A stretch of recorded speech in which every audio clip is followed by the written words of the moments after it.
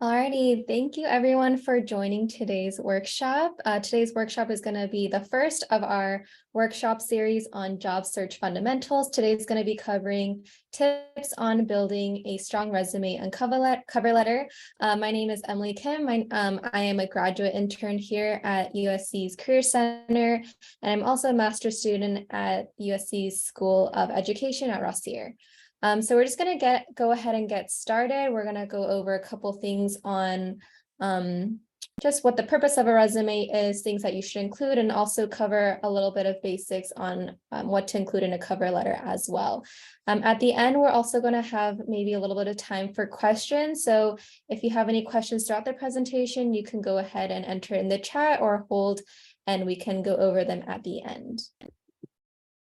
So the first thing we're going to go over is the purpose of a resume. So the average time it takes for someone to review a resume is around 15 to 30 seconds with human eyes. And then if they are using an ATS system, that will be a couple seconds. So a resume is going to be a marketing tool that you're using to showcase your experiences, your accomplishments, and the skills you're going to be bringing to the table for an organization that you are applying for. So because it takes less than a minute for an employer to scan your resume, you want to make sure that there is an impact.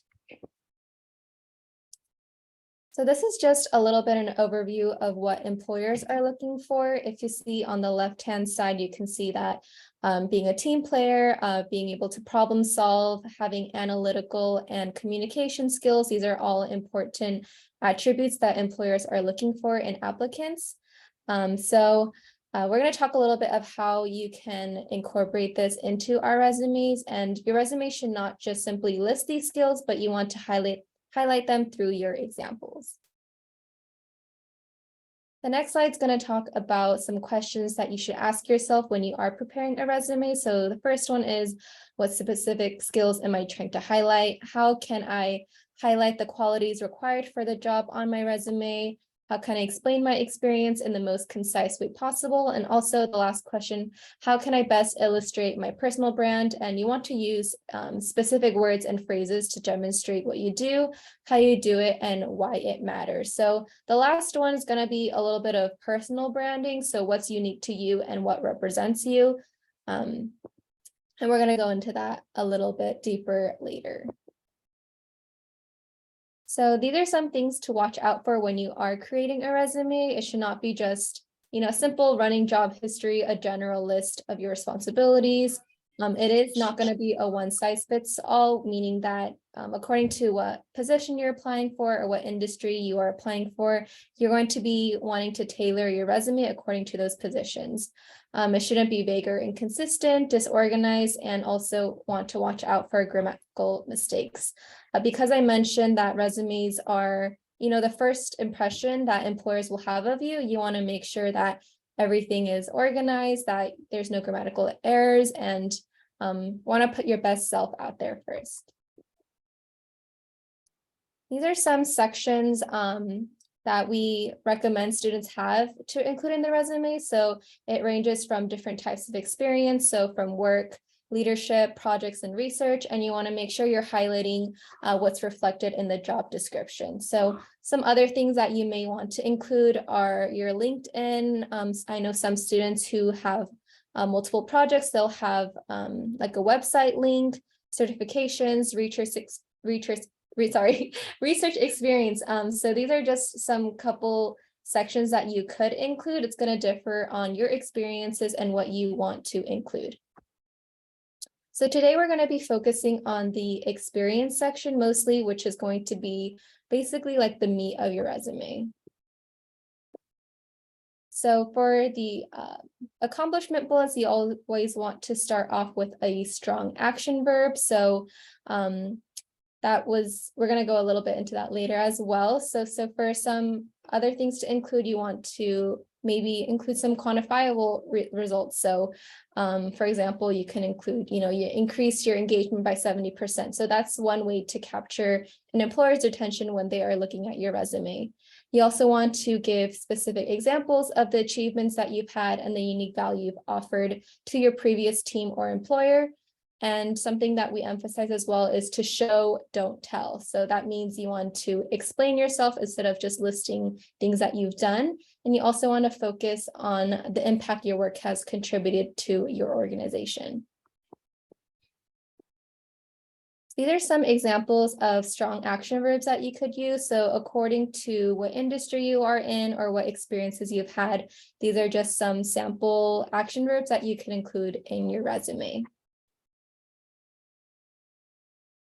So back to what I mentioned earlier about wanting to tailor your resume to the position, it's very important that you are reading and rereading the job description. So through the job description, that's going to be a general list of, what responsibilities you will have or what you are expected to face when you are in that position. So it's also going to include, what's important to your role and the organization that is offering this position. You'll also be able to understand the qualifications or the requirements that are needed, and also some themes that are included in the job description. So that could include leadership, collaboration, innovation. So these are just it's just very important to ensuring that you know what's included in the job description so that you can tailor your resume to that position.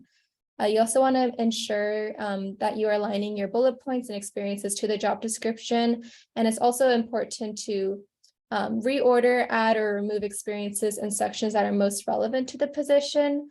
And we're going to go into an example, I believe, on the next slide. So this is an example of a sample job description. This is actually available, a position that is available currently. So it's a position of a consultant strategy and insights position at Deloitte. So I highlighted at the top that it says we are a high-performing team that prides itself on exceptional service and the ability to deliver high-impact recommendations and build long-term trusted partnerships with our stakeholders. So simply from that sentence, you can tell what the mission of Deloitte is and what they are wanting in an applicant to have the same goal and vision as them. So at the bottom, these are some of the requirements that were listed in the job description. I've highlighted a couple, so it looks like they're looking for someone who has strong Excel skills, that they have outstanding oral and written communication, and also has some experience with market research. So making sure that you're reading the job description is pivotal in understanding, what you want to include in your resume and what you want to prioritize as well. So this is going to be a sample tailoring to a resume. So as you can see from the before and after, there's a lot of changes and additions that I've made. So before, for example, if on your resume you included gave presentation for students organization, there's not much clarity or description as to, what that presentation entailed or who it was really for, what you used to make that presentation. So a way that you can maybe expand on this and make it a stronger bullet point would be to first off, start off with a strong action verb. So, changing the action verb from gave to presented and designed. And what is it? It was an interactive presentation that focused on marketing strategies. And how was the student able to do that? It was through using PowerPoint to the leadership board. So that already covers a couple things that Deloitte was looking for in an applicant, right? They wanted someone who knows how to do market research, they know how to present to leadership, and also use PowerPoint. Another example on the bullet point says made Excel sheets after events. So another way that you can change that is, again, starting off with a strong action verb. So that would be compiled and created a comprehensive Excel spreadsheet to capture and organize event data. So you can see that there's a difference in what you're including, how descriptive you're being, and also making sure that, you are using the job description to tailor your resume to that position.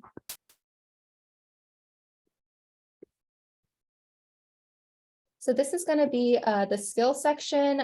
This is another section that students typically have on a resume. So you want to focus on hard skills. So I see a lot of students who are in the CS department or maybe even in like software development. There's a lot of, things like Python or C++.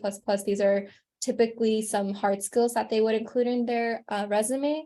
It also could be applicable to, if you speak multiple languages or if you know how to use specific programs such as like Canva, Zoom, anything of that sort. If you are proficient in it or you want to include it in your resume, and it's in the job description and you have that skill, that could be something you include in your skills section. In terms of soft skills, so that would include like leadership, teamwork, communication. I would recommend that you kind of include that through the meat of the resume. So that would be in your content, so in your experiences and writing it through examples. Some additional sections that you could include, so kind of like what I mentioned earlier, like computer skills, you would list it of this sort, languages, social media, certificates, and trainings.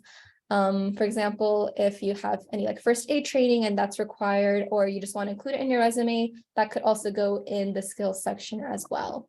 I know some students also have experience in research, or they may have publications if you're a grad student. So that could also be another section that you could add to your resume as well. So these are just some basic rules and formatting things that you want to focus on when you're writing your resume. So you want to stick to one page if you are a current student or a recent graduate. Usually resumes will stick to that one page length unless, maybe you have 10+ years of experience and it will kind of bleed into 2 pages. You want to keep it as a standard font. So that could be maybe Times New Roman or Arial, and you want to make it readable. So keeping at a 12-point font is like a good place to be at. I would say no smaller than like 10.5 or 11. You also want to make sure you're keeping it simple. So no pictures, colors, and designs. It may vary if you are in the design field. I know some students have created their resume on Canva and have different platforms that they like to create their resume on, but just for formatting basics, usually it will be pretty simple. You also want to make sure that it is easy to read. So that means having a balance of white space and text. So not making sure that it's not all text and there's so much text that you're not able to find the information. You want to make it easy to read for the employer because they will only glance at it for maybe 15 to 30 seconds. You also want to prioritize the important information at the top. So for students, most likely education will be at the top, and after that, what follows is going to be what is the most relevant. So for example, for students who have work experience that is relevant to the position that they're applying for, maybe work experience will be right after education. But some students, maybe you don't have as relevant work experience, but you have more projects that are relevant to what you're applying for. So maybe for those students, projects will come after education. So you just want to make sure you're prioritizing the important information at the top. You also want to proofread and watch for typos. And then some extra steps are to save as a PDF and use appropriate file name. And then because the ATS system does look for keywords, you want to make sure, kind of going back to reading the job description and including keywords from that. So we're going to go a little bit into what a cover letter is. So the way that we describe a cover letter is that you want to consider it as telling a story behind your resume. So when you look at a resume, usually it's just a list of experiences, but it doesn't really tell much about who you are, why you're interested in a position, or why you are qualified. So you're using your voice to solidify why the employer or organization should hire you. Typically, it's going to be around a page, so about 3 to 4 paragraphs, and you want to write a response to the question, why should I hire you? So you're kind of convincing the employer through your experiences and your skills to why you're qualified for that position. The opening paragraph is going to be, you want to address it to a contact person if you're able to find. So that would be either a recruiter or maybe someone that you've been in contact with throughout the application process. If you do not know, something that you can maybe address it to is to hiring manager or dear hiring manager. That's appropriate to use. So the first sentence, you want to keep it unique. So finding something that maybe only you could write. So for example, some students, we recently had the spring career fair. So maybe you met with an employer from a company and you were able to have a conversation with a recruiter. So maybe kind of going back on that experience and saying, oh, it was so nice meeting you at USC Spring Career Fair. I really enjoyed speaking with, this person, and I learned a lot about kind of starting that conversation of letting the employer know that I've had contact. I have been, proactive in reaching out. So you want to make sure that your first sentence is unique. You also want to make sure you are including the position and the organization name in the first paragraph as well. So an example here, they're talking about, I'm very interested in Focus Marketing LLC internship, and kind of describing how they found the position as well. And you also want to include 3 to 4 qualifications that uniquely qualify you for the position. So what you're going to be talking about in the body. So in the body paragraph, it's going to be around 2 to 4 paragraphs, depending on what you will be talking about. So you want to make sure you're using each paragraph to highlight a position that is outlined in the position description. So this is where you want to include like a specific example of how you can fulfill the need that's included in the job description. So for example, like they can, right here, it says collaborate with an external agency as well as cross-functional Adobe teams to drive integrator campaigns. So that talks about, how they have had experience and they're able to, use what they've learned into the new position. So you want to transfer the skills from previous experiences talking about, I've done X, Y, and Z, and these skills are transferable, and I could definitely, I have that advantage, I have that experience, and I could definitely apply it to the new position. So you want to go beyond your resume, not just repeating what's listed, but highlighting what's the most relevant, the things that you're most proud of, and the skills that you feel like you could apply at whatever position you're applying for. The last paragraph is going to be the closing. So you also want to, restate why you're interested, why you're passionate, and in terms of how it relates to the position. And you also want to include contact information. So something, you could write, for example, is thank you for your time. If you need to reach out, you can contact me at this email or this phone number. So you want to make sure, like at the last bullet point, it says to thank them. So, saying thank you for your time and consideration. You also want to, show your gratitude that they're taking the time to read this cover letter from you. And at the end, it says, it's just a reminder that sometimes all job positions will require a cover letter, but at the Career Center, we highly recommend students do that because it's a great opportunity to, show off your qualifications and why you fit for the position one more time.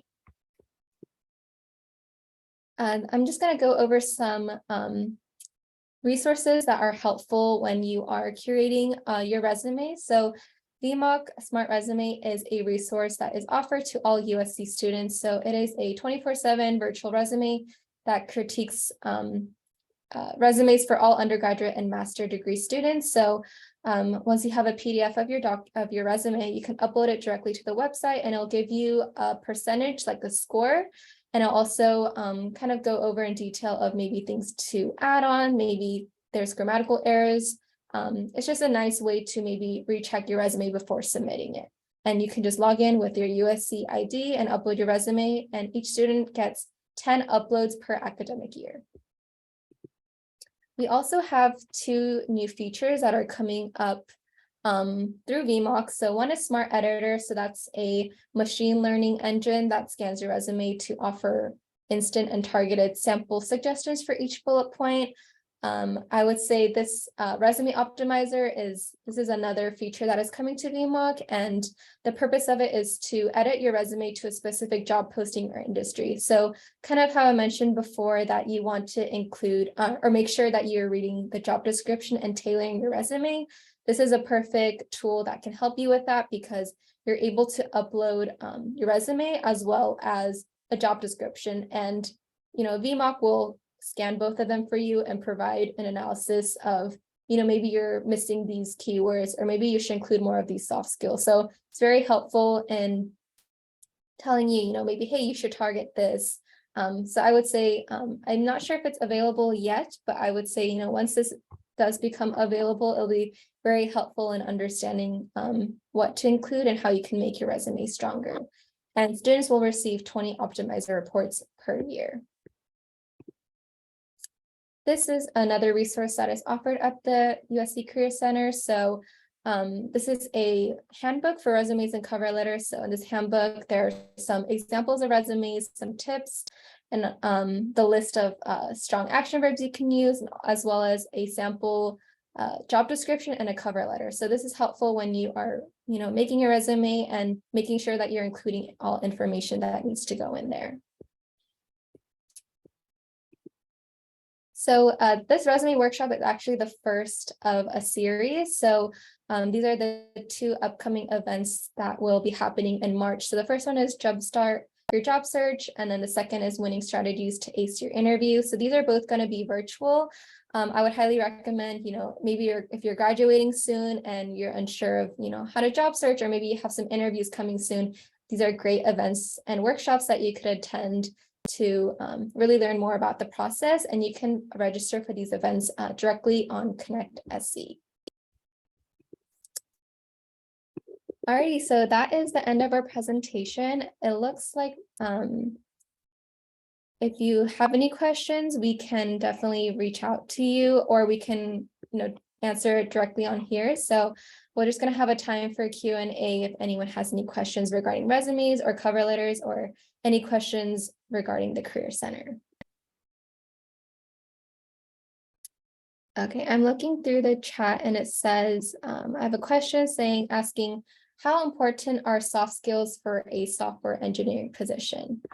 So I've taken a look at a lot of, Viterbi students or engineering students, and in terms of the hard skills, these hard skills that a lot of the students have are pretty similar, because, you go through the similar classes and you're going through the same process. So I feel that adding soft skills is really important, because that's one way that you can set yourself apart from another applicant. So maybe if your resume is just including all the hard skills that or all the technical skills, it's not going to really speak to who you are as an individual. So I would say, in the job description, most likely they are going to require some soft skills. So I would say that they are pretty important.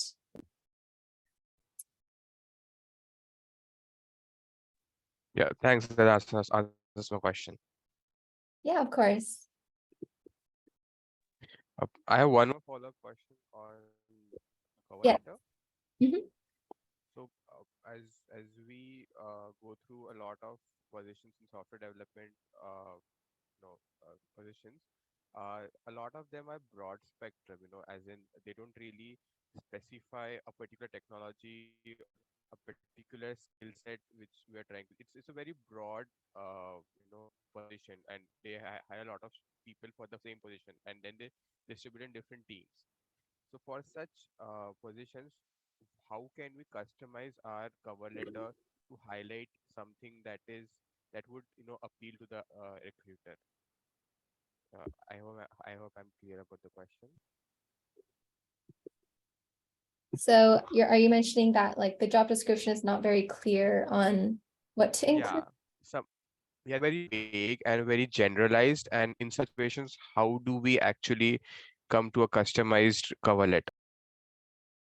Sure. I would say that even though the job description is pretty general, I'm sure that they might include some specific things, and if you have anything relevant, I feel like it's just important to include that information. So I also think that it's not a bad idea to maybe reach out to the recruiter, asking for more information as well.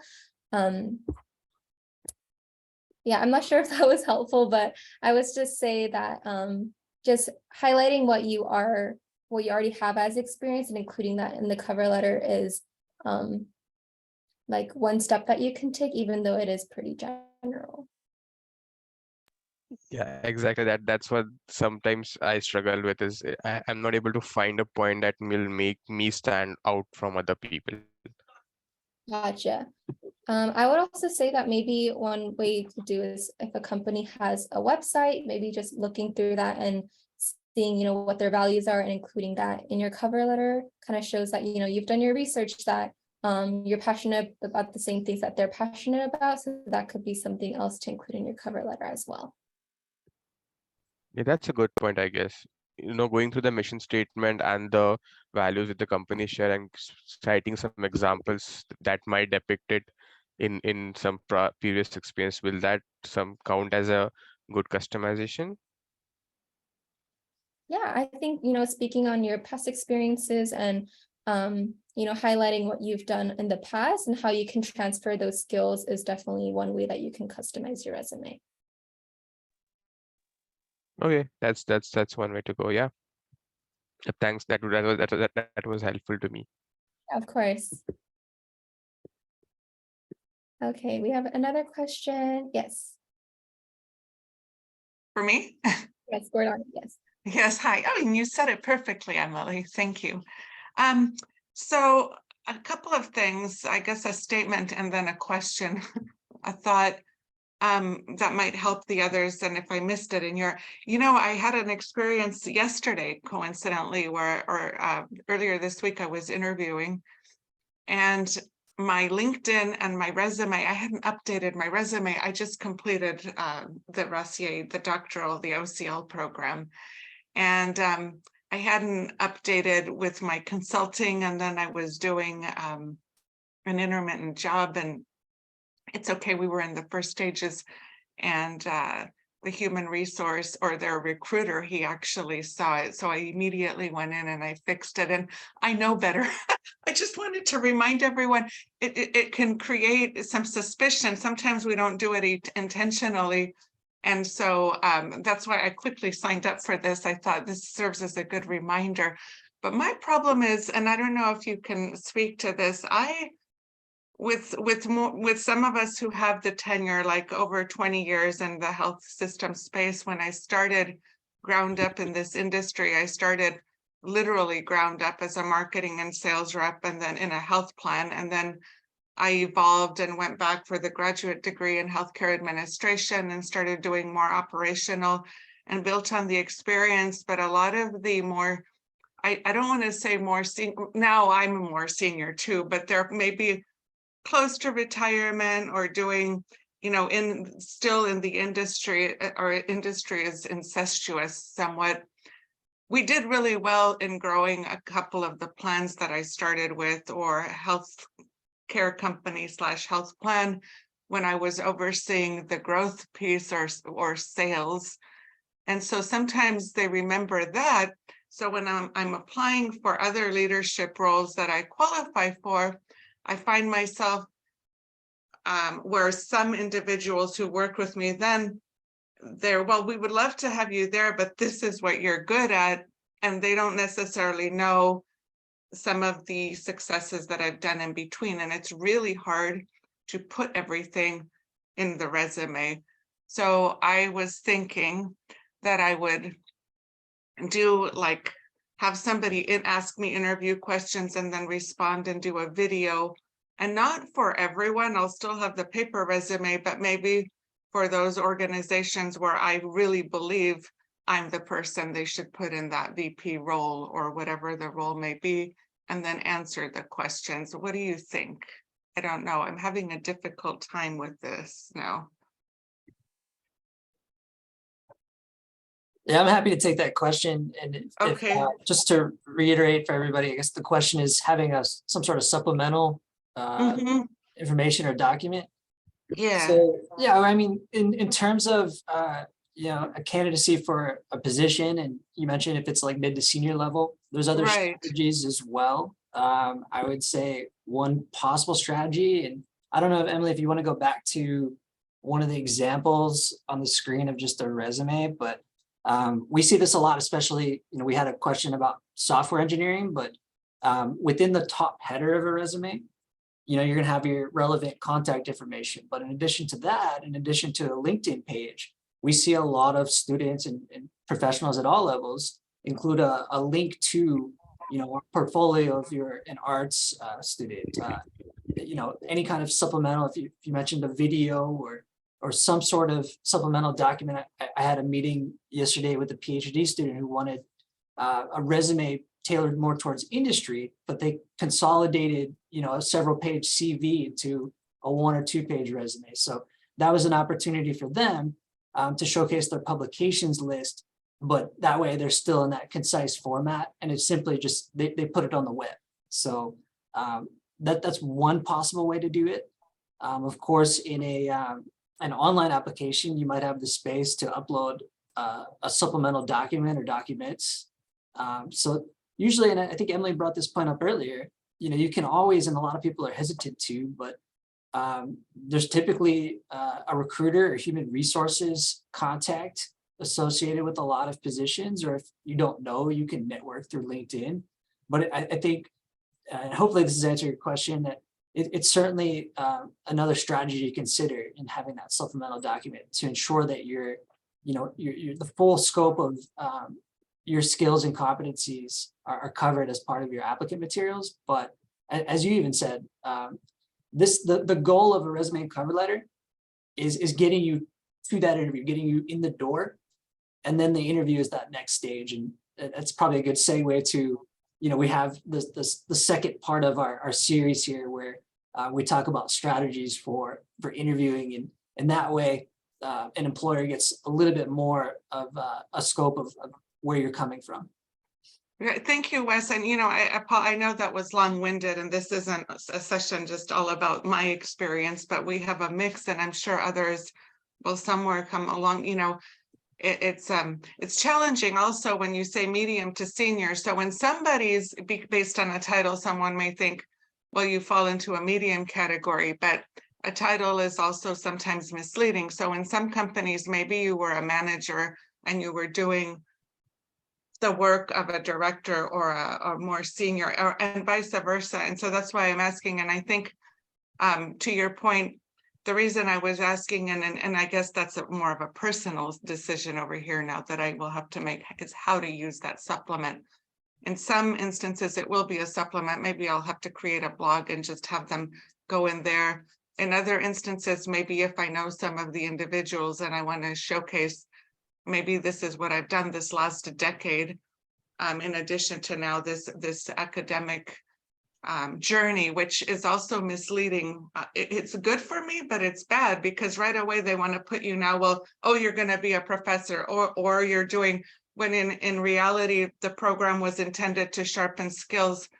So I'll have to think that through, but thank you. And certainly supplement it, but maybe also decide where I want to use it as to differentiate myself, and maybe, send it directly to someone and say, hey, I'm really hey, CEO, I really want to join your leadership team, and send them my succinct, not like, this conversation, but succinct to the point video, and find a way to differentiate I wanted to use it more of, that's what'll set me apart from everyone else. They're getting all this paper. What can I do to differentiate myself?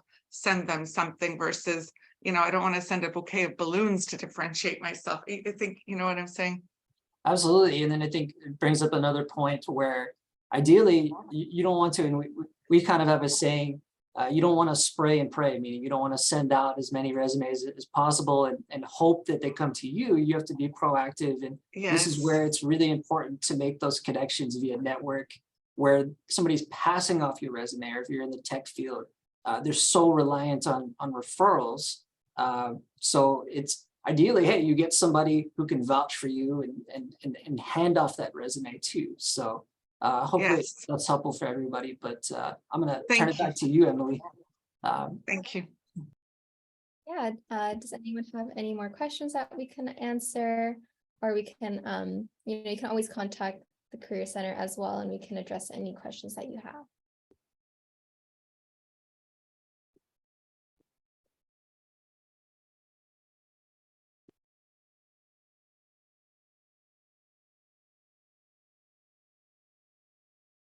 Okay, we have a question in the chat.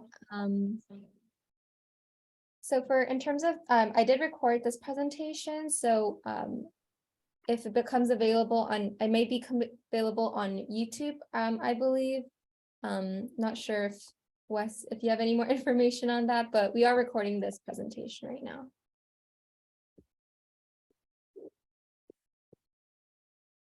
Great, thank you, Wes.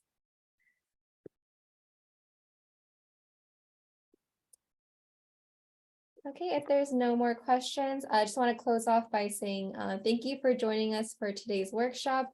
We are open from 8:30 to 5 p.m. daily, and we also have drop-ins from every weekday from 1 to 4 p.m. So that's a perfect time to come and get your resume, your cover letter reviewed. If you have any, quick questions you want to ask any of our advisors, we are available for you. No appointment necessary, for it's first come, first serve.